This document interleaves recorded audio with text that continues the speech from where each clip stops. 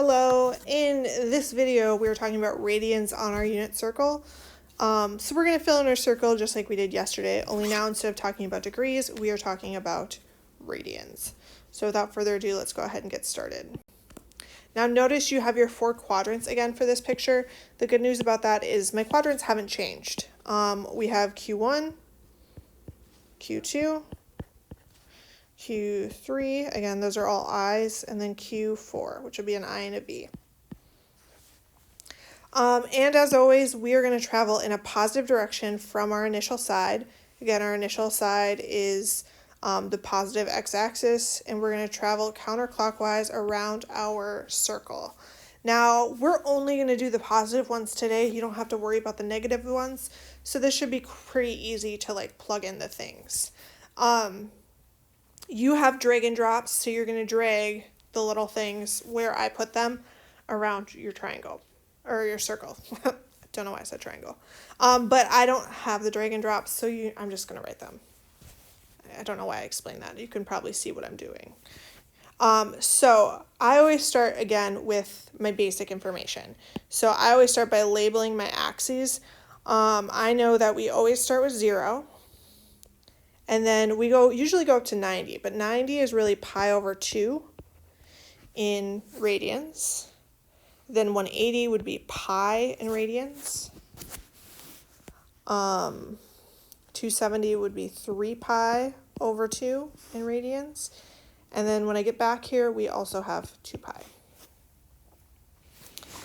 From there, you could sort of figure out the rest. So the first one I'm going to label is... sure, we'll use blue. This line here. Now this line is halfway between 0 and pi over 2. We call it pi over 4.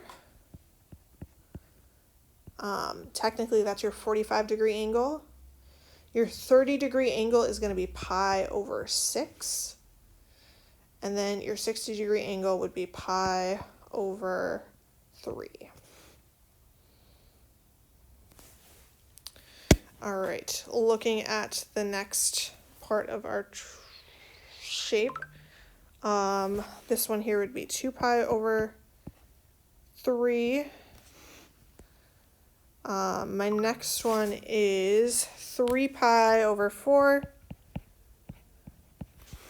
And then my last one would be 5 pi over 6.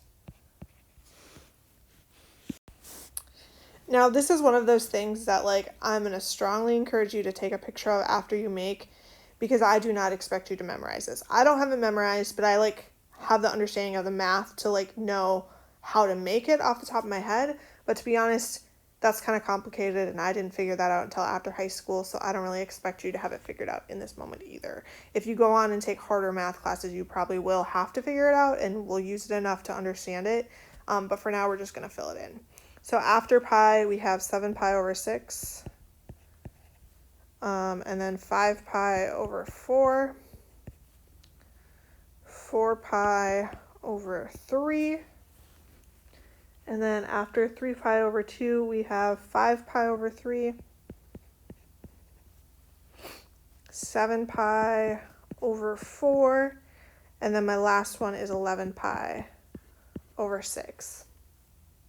Again, there's a ton of math behind this that makes it work, but for now, these are the only values in radians that we're going to work with for these problems going forward. So as long as you have this and you know where these numbers go, you're good to go. So thanks for watching. Check out your last video for today. We're going to go through the examples about how to actually use this. And as always, if you have any questions, please don't hesitate to ask your teacher.